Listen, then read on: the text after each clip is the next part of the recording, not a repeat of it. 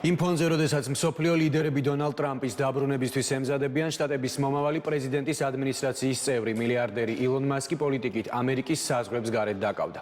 მასკის პირადი საგარეო პოლიტიკა, რომელიც ევროპაში მემარჯვენე პარტიების პოპულარიზაციისკენ არის მიმართული, ევროპელ ლიდერებში აღშფოთებას იწვევს. ისინი ამერიკელ მილიარდელს შიდა პოლიტიკაში ჩარევაში და ტრანსატლანტიკური კავშირების გაუარესებაში ადანაშაულებენ. თავად ილონ მასკი კი ფიქრობს, რომ ევროპის პოლიტიკა ძირეულად უნდა შეიცვალოს, რის საფუძველიც პოლიტიკური ცვლილებებია. კონტინენტზე მიმდინარე ომის, მიგრაციული კრიზისი და ენერგეტიკული გამოწვევების შემდეგ ევროპას კიდევ ერთი თავსატეხი გაუჩნდა ამჯერად ოკეანის გაღმიდან. ეს ილონ მასკია, მსოფლიოს უმდიდრესი ადამიანი, რომელიც დონალდ ტრამპის ადმინისტრაციაში მთავრობის ეფექტურობის დეპარტამენტს ჩაიბარებს. თანამდებობის ოფიციალურად დაკავებამდე ილონ მასკი მუშაობას საკუთარი სოციალური პლატფორმა X-დან შეუდგა. მთავარი სამიზნე დასავლეთ ევროპის ქვეყნების მთავრობებია. ილონ მასკმა ერთგვარი მისიონერული ფუნქცია იტვირთა და ამტკიცებს, რომ ევროპა შველა სჭირდება.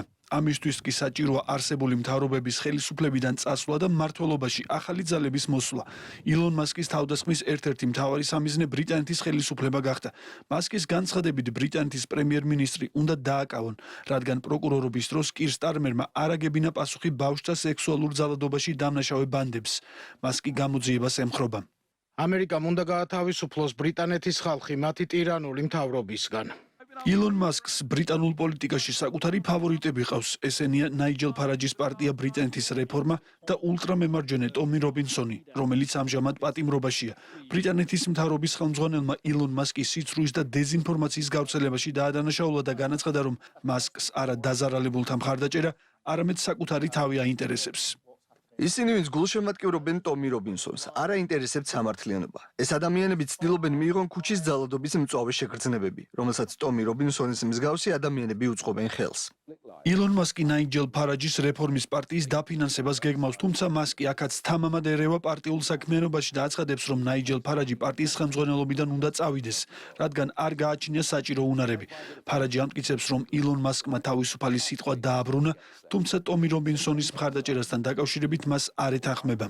ის ფაქტი, რომ მან იყიდა ტვიტერი, ახლა რეალურად გვაძლევს ადგილს, სადაც ჩვენ გვაქვს სათანადო ღია დებატები ბევრ რამეზე. Facebook-ი და მეტაც კი ახდენენ ადაპტირებას ახალ სამყაროში. მე ურყევად ვუჭერდი მხარს დონალდ ტრამპს და ზოგჯერ ბოლო 9 წლის განმავლობაში ეს ყოველთვის ადვილი არ იყო. ყოველთვის ფიქრობდი, რომ ტრამპი იყო ის ადამიანი, რომელიც მსოფლიოს სჭირდება, რათა ის უფრო უსაფრთხო და უკეთესი ადგილი გახდეს.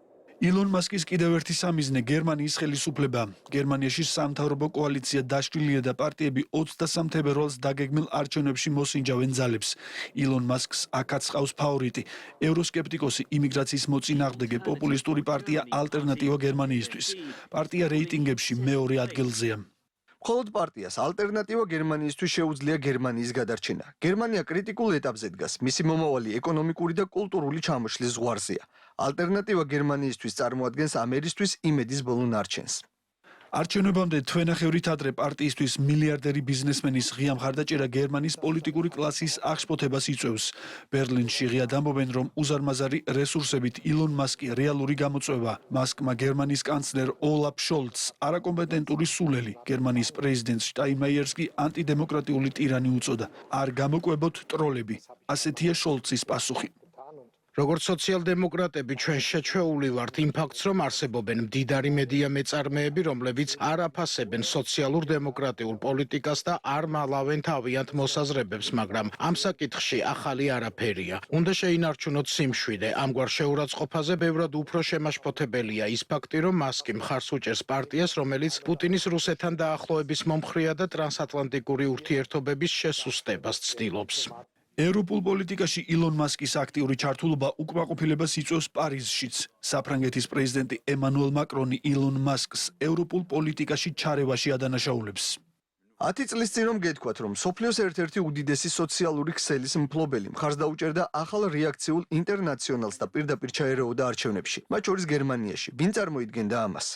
არჩევნებში ჩარევის ბრალდებას ბრალდებითვე გამოეხმაურა ილონ მასკის სოციალური ქსელები და თქვა, რომ ბრიტანეთის პრემიერ-მინისტრი კირ სტარმერი დონალდ ტრამპს რასისტს უწოდებდა და თანაპარტიელები გაგზავნა შეერთებულ შტატებში ტრამპის კამპანიის საწინააღმდეგოდ.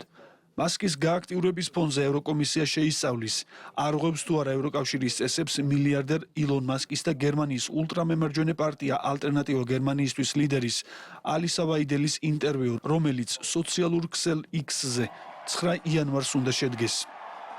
ევროპელების წინაშე წარმოიშვა დილემა, როგორ დაუპირისპირდნენ ამერიკელ მილიარდერს ამერიკის ახალი პრეზიდენტის გაღიზიანების გარეშე, რომელთანაც თავდაცვის და სავაჭრო ეკონომიკურ საკითხებზე სავარაუდოდ ბევრი უთანხმოება იქნება.